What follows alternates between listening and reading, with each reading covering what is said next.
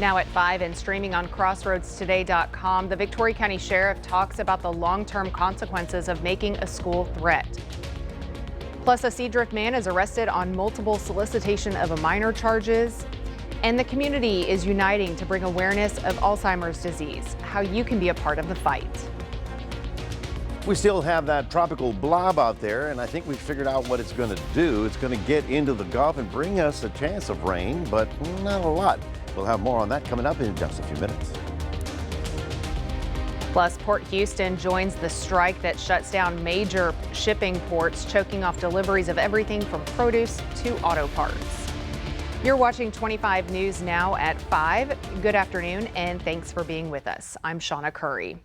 Neighborhoods across the country are coming together tonight for National Night Out. It's a time to strengthen the bond between communities and local law enforcement. 25 News Now reporter Trenton Whiting is live in one Victoria neighborhood where they have planned a night of fun, safety, and unity. Trenton. Thanks, Shawna. I'm here on Bramblebush Lane here in Victoria, where we're about to see the celebration for National Night Out. National Night Out in Texas is celebrated the first Tuesday in October, unlike the rest of the nation that celebrates it the first Tuesday in August.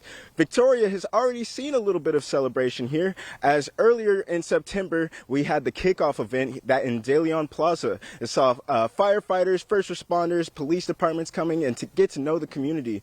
This event is nationwide. It allows communities to get to know their police departments in a little bit of a different nature. I was there at the kickoff event and spoke to some officers there, and they say that it's a good opportunity to meet the community and to just show them a different side of their police force and get to know them a little bit better. Right now, we're still waiting on things to get set up here. We've got the grill going behind us. We're waiting on a few more people to show up. This is an event that'll start at 6, an annual event here in Bramblebush Lane, just a few minutes off of Navarro Street. So we'll be here to give you more updates as it comes along, but again, this is a community event every year for people to come out, get to meet some first responders, and just enjoy some good food. They'll be playing music again. We've got some grills going on in the back, and it sounds good. So we'll get right back to you later at the 6. Hopefully have some people to talk to, and we'll be here to celebrate with the rest of the neighborhood. Shawna, we'll be sending it right back to you. All right, thanks a lot, Trenton. Well, of course, again, that is only one neighborhood. The National Night Out event in Port Lavaca is kicking off at 5:30 p.m. Just head on out to the Bauer Community Center. The event is free and open to everyone. If you need a ride, buses start running at 5:30 with pickups at George Adams Park, City Park, and Bethel Assembly of God Church. Expect interactive games, a dunk tank, and you can tour first responder vehicles. The event in Port Lavaca wraps up at 8 p.m. Nearly 7 million Americans are living with Alzheimer's disease, a leading cause of death in the United States. This weekend, the Victoria community will come together to raise funds and awareness to fight against the disease. The Alzheimer's Association Walk to End Alzheimer's is Saturday at Riverside Park Children's Playground Pavilion.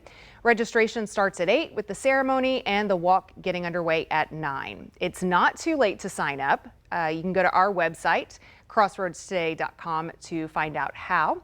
And I'll be there supporting the event as the MC. Looking forward to it. Well, in Port Lavaca, a 45-year-old Seadrift man is accused of multiple sex crimes involving a minor. Christopher Lee Martinez is in the Calhoun County Jail facing a charge from McClellan County of solicitation of prostitution from a minor, along with a charge from Bexar County of online solicitation of a minor. He's also facing a parole violation, evading arrest, and failure to identify. Martinez is being held in the Calhoun County Jail on bonds totaling $280,000.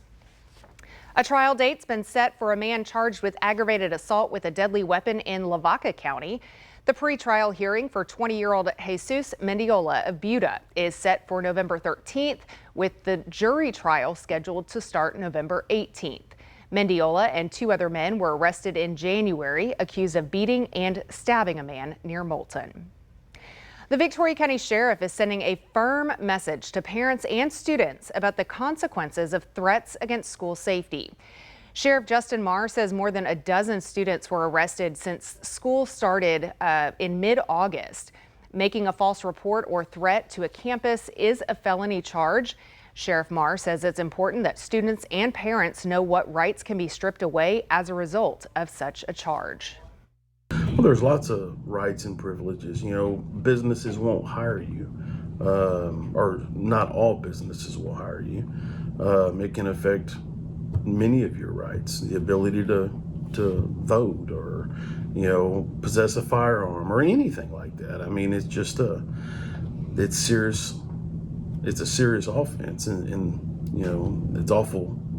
It's a young group that's dealing with this right now, and it's kind of a sad situation. Sheriff Marr urges parents to talk with their children about the severity of the consequences, but he also reminds parents that they can face a felony charge for spreading misinformation on social media about unverified threats to campuses.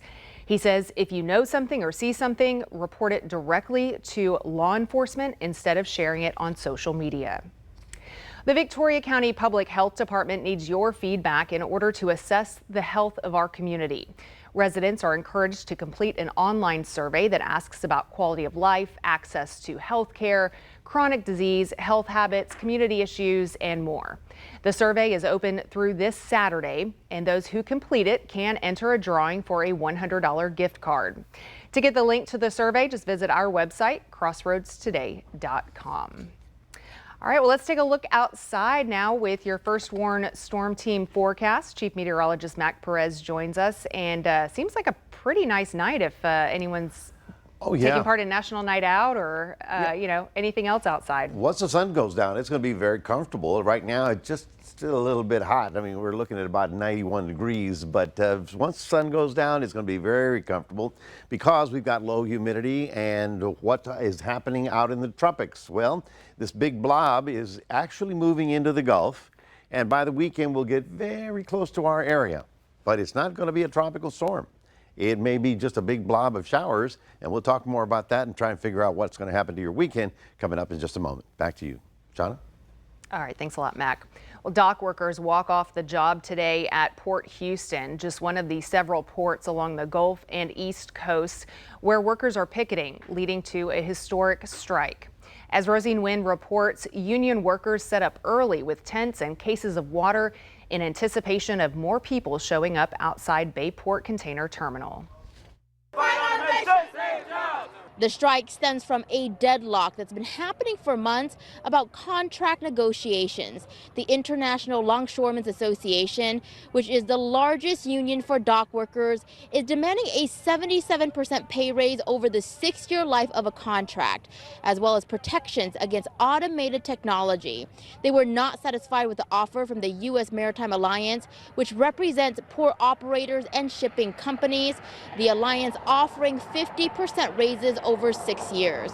Now, thousands of people all along the East and Gulf Coast walking off the job this morning, the first time this union has done so since 1977. I want to tell you, Zoe, what you're doing is right.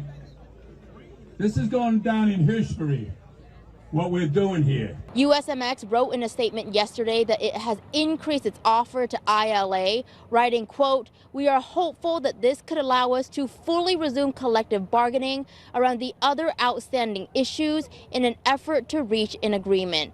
Meanwhile, no word on when both sides are supposed to come back to the bargaining table or how long this strike could potentially last. Port Houston tells us that at this time, they have no comment since they are not a part of the negotiations. Reporting from Seabrook, Rosie Nguyen, ABC 13 Eyewitness News. A Harris County man tied to 5 killings is scheduled for execution tonight. Garcia White will be executed for multiple murders he committed between 1989 and 1995. He will be the 5th Texas inmate executed this year. To read the full Texas Tribune article, visit our website, crossroadstoday.com.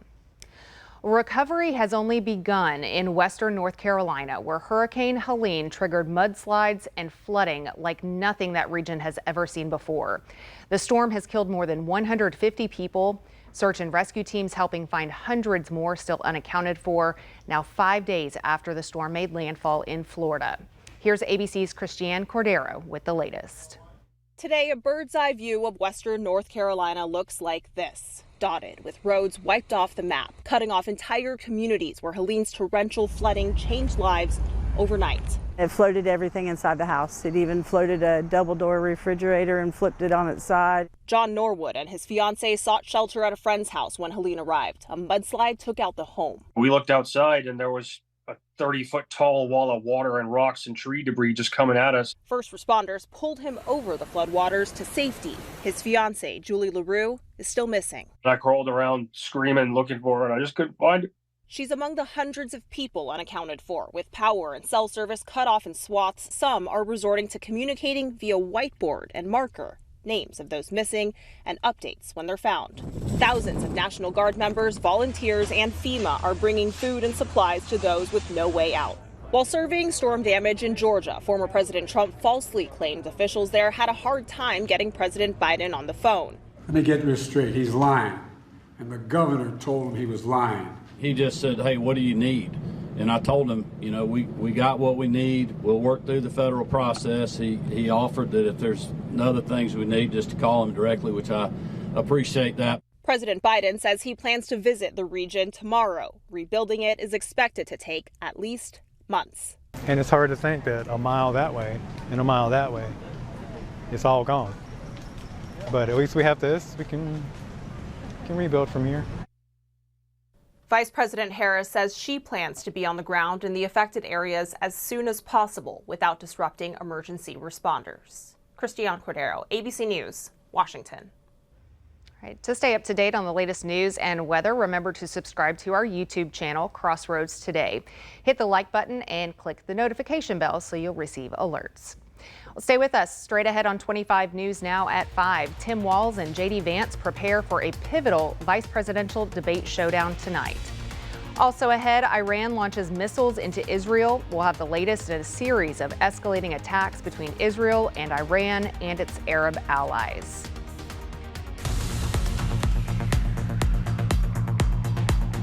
Hi, I'm Detective Kelly Gibbs with the Victoria Police Department.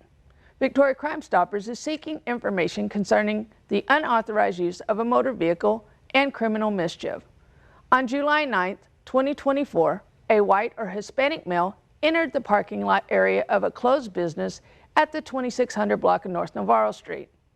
The male subject has medium-length hair that is slicked back with a forearm-length tattoo on his right forearm. He was wearing a large chain necklace, a black t-shirt, black pants, and white or light-colored shoes. If you have any information about the identity of this suspect, please call Victoria Crime Stoppers at 361-572-4200. You can also submit a tip by using P3 Tip app on your Android or Apple device, or by visiting our website at www.crimestoppersvictoria.com. All tips are anonymous, and if you give information that leads to an arrest or charges being filed, you could earn a cash reward. With Victoria Crime Stoppers, I'm Detective Kelly Gibbs.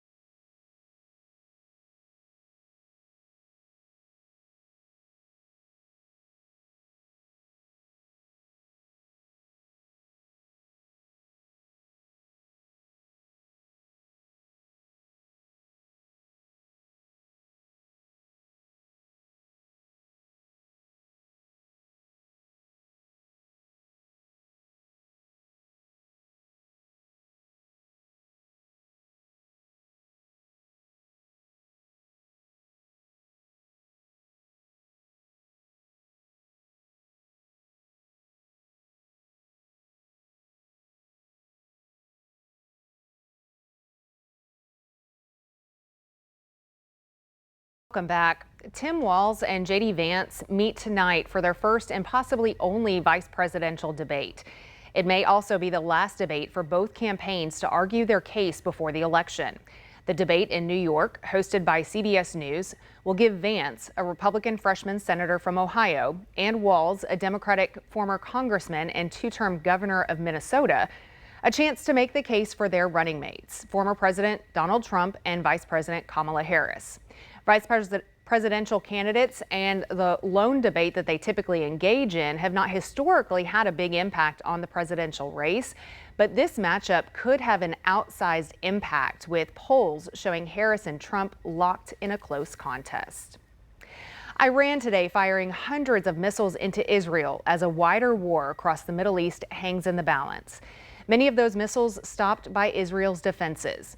This latest attack comes just days after Israel killed the leader of terrorist group Hezbollah, one of Iran's main proxies. ABC's Christiane Cordero is following all of the developments from Washington. Tonight, missiles pierced the night sky over Tel Aviv, sending the war in the Middle East into a new phase. Sirens give the ominous warning for civilians to seek shelter. Israel's Iron Dome intercepting much of the barrage stretching over the region. An official confirms the U.S. had intercepted some of the incoming missiles as well. IDF spokesperson Daniel Hagari says central and southern Israel were hit. ABC's Matt Gutman is in Tel Aviv. Iran is trying to clearly send a message after its main proxy, Hezbollah in Lebanon, has been nearly decimated by Israel's attacks over the past couple of weeks. Iran takes responsibility for the attack. The Islamic Revolutionary Guard says they focused on security and military targets. And just moments before the attack was a shooting in Tel Aviv that killed at least 6 people, 7 others injured, according to Israeli police, which suspects it was a terrorist attack.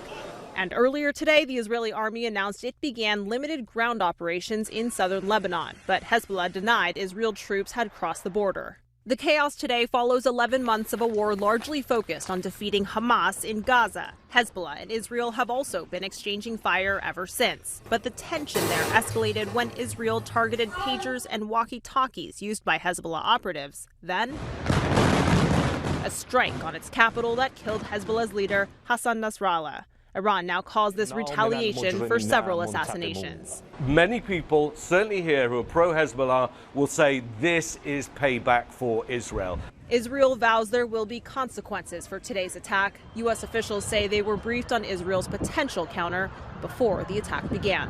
Initial reports suggest that Israel, with the active support of the United States and other partners, effectively defeated this attack. U.S. officials say they're working with the IDF to assess the full impact of this attack, echoing Israel's promise that this will have consequences, but did not elaborate on what that means. Christiane Cordero, ABC News, Washington. This brings us to today's viewer poll. With the escalation of conflict in the Middle East, how do you think the situation between Israel and Iran should be handled? Increase diplomatic efforts, support Israeli defense, involve international mediators, increase U.S. military support, or call for a ceasefire. So you can scan that QR code or go to crossroadstoday.com/vote to give us your opinion. And overwhelmingly, 86% of everyone who's voted so far feels that the best way to handle the situation is to support Israeli defense. So continue to participate, and we'll have the latest results on 25 News Now at 6. Well, Jews around the world will celebrate the new year starting at sundown tomorrow. Rosh Hashanah, which means head of the year in Hebrew, begins the high holy days. It starts 10 days of reflection and repentance that ends with Yom Kippur. There are several traditions during Rosh Hashanah, including blowing the shofar, or ram's horn. Many people also eat apples dipped in honey to symbolize a sweet year to come, and a round challah to represent the circle of life. Another popular ritual is to walk to a river or stream and throw breadcrumbs in the river to symbolically cast away sins.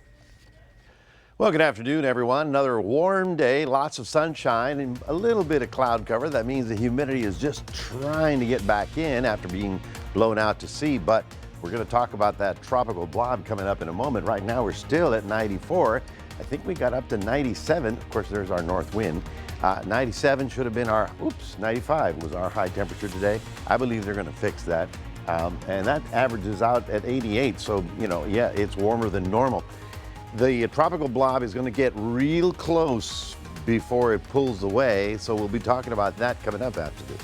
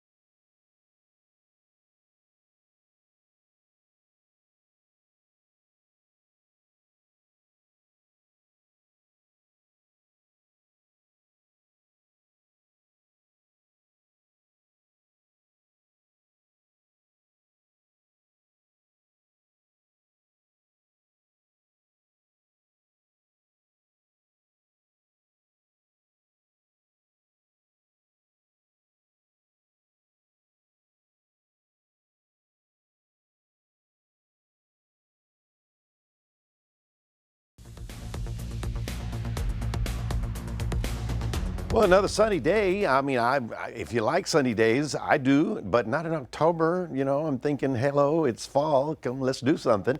Well, there's a little frontal system up to the north. It's not really a cold front, but it's a dry line, and that drier air is actually going to come down and push whatever moisture we had out to sea. So the punchline is we've got no real moisture headed toward our area in the next couple of days. Now, we take a look at the big picture and you can see, well, okay, what's this? Well, that's not it. It's actually right there where there's a little bit of a circulation, but it is not strengthening. In fact, the strength forecast has stayed pretty much where it's been for about 2 days. So the likelihood of that becoming a tropical storm, a depression, or anything is fairly remote at this point in time. And I'm going to tell you why we won't have to worry too much about it. Now, 95 is your forecast high tomorrow, 92 in Houston, 96 in San Antonio. Yep, plenty of sunshine, and that's what happens in the daytimes with that.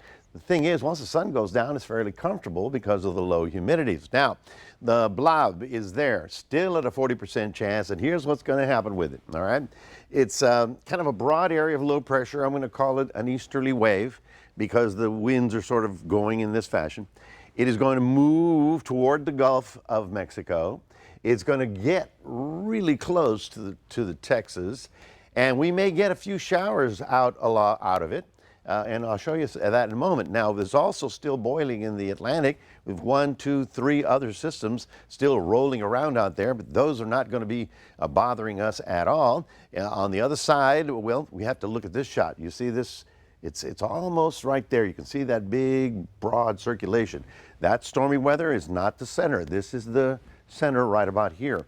Well, let me show you why it's going to get close but no cigar. Okay, we're going to be looking at okay, this is the water vapor image. You see where it says dry and moist. Okay, so in the orange is extremely dry air. I mean, we're talking desert air, like in the desert.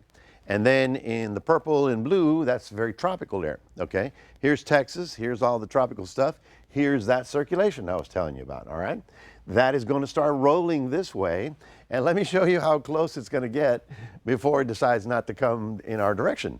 Here's the rain forecast for the next 4 or 5 days. We go to Wednesday, then Thursday, then Friday, and it looks like it's coming, and then it stops. Okay, watch. Here's Wednesday. It rolls forward, but we have another front coming in. The front is going to stand right here at the crossroads and say, no more. And so by the time we get to Friday, we will pick up a few little showers. But as we get into Saturday, Sunday, that's about the extent of it. Then the drier air rolls in and we don't have much rain out of this system. So sunny skies for tomorrow, 91 in Port Lavaca, still on the dry side and still on that north wind. That's what's keeping us on the dry side. Looking at sunny skies and a 95 in Cueros. So little front tomorrow, actually really a north wind, and then still warm. Then we pick up a chance for a shower or two Friday, Saturday, and Sunday as that system gets close. But then another front comes in on Monday morning and blows that away. So our chances are that we'll have a little bit of rain along the Texas coast, but it's not going to be widespread nor significant. That's your 7-day forecast, reminding everybody we do have a QR code. Love for you to scan that, put Crossroads Today on your phone. We'll toss it back to Shawna. All right, thanks a lot, Mac. Coming up next on 25 News Now at 5, we'll take a look at your stocks. Plus, the U.S. labor market shows strength with 8 million job openings in August.